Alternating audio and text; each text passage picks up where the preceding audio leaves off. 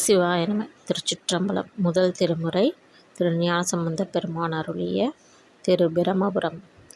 தோடுடைய செவியன் விடையேறியோர் தூவெண்மதி சூடி காடுடைய சுடலை பொடி பூசி என் உள்ளம் கவர்கல்வன் ஏடுடைய மலரான் முனை நாள் பணிந்தேத்த அருள் செய்த பீடுடைய பிரமாபுரம் மேவிய பெம்மான் இவனன்றே.